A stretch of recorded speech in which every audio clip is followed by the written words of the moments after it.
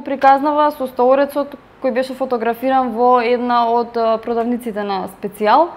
Какви точно пропусти во спроведувањето на хигиенската пракса се утврдени при инспекцијските контроли, во нредниот инспекцијски надзор? Агенцијата за храна и ветеранство веднаш по сознанието кој ќе доби преку социјалните мрежи испрати воренен инспекцијски надзор во самиот објект. И не тој објект, него и други објекти кои што ги стопанисува тој оператор.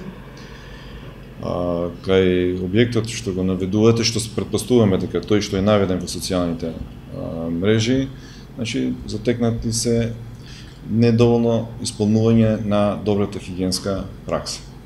Тоест, поставени се мамечки места, меѓутоа не е воден дневникот на занувување на поставените мамки, тоест отровот кој се поставува во мамките, не се водени записи дали се откривани трагови од избит од глодари и самата хигиена во објектот, значи напукнатини под зидовите, можност за задржување на храна која би ги привлекувала глодарите, значи тоа е констатирано во тој објект. Во другиот е констатирана добра состојба.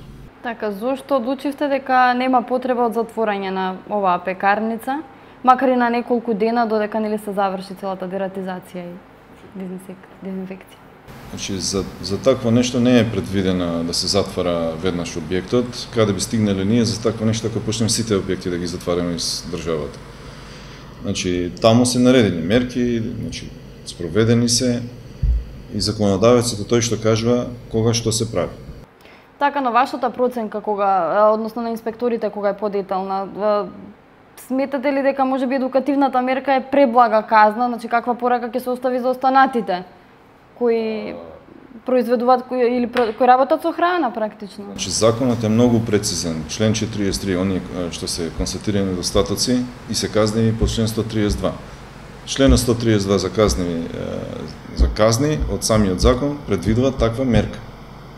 Значи, и тој добива едукација. Едукацијата ја спроведува самиот инспектор, значи со покана го повикува канцелариите, доаѓа представник од операторот кој е одговорен за тој објект, добива точно што треба по тој член, по тие отстапувања, значи не го едуцираме за цел закон, го едуцираме само за конкретните, значи не исполнување на законските прописи.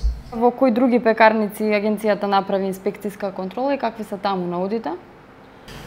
Значи, даден е налог да се направи контрола и во околните пекарници, се со цел да видиме дали има најазда или појава од глодари во тој реон. Јас се уште ги немам добиени резултатите од инспекторите, треба да се достават записниците, затоа што во овие денови се бевме прекупирани со настаните кои што ги имавме со месото, со ДМО-то и така.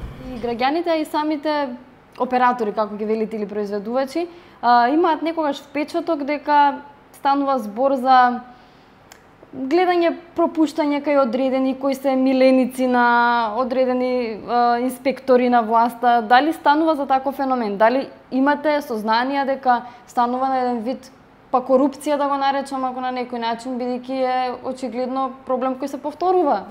Не би прифатил таа констатација, воопшто ми се случило дека некој е привилегиран или дека некој може за корупција. Значи, за таква работа се има. Ако има нешто, треба да се пријави и има институции кои што треба да го спроведат тоа на дело, да утврдат дали се работи за такво нешто.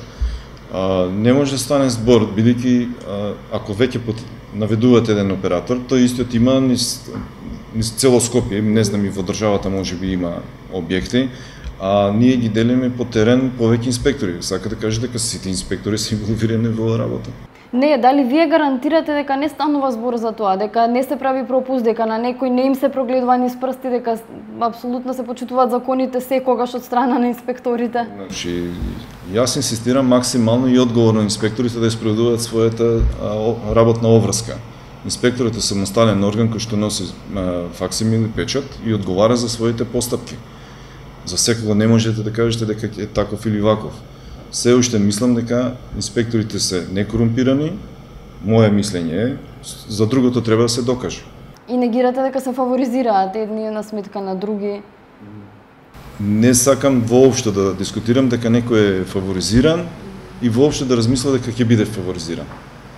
Значи целта на оваа институција е да работи транспарентно и во интерес на граѓаните. Затоа е и установена, значи затоа е формирана оваа институција, да работи во интерес на граѓаните, да ги заштити правата на потрошувачите.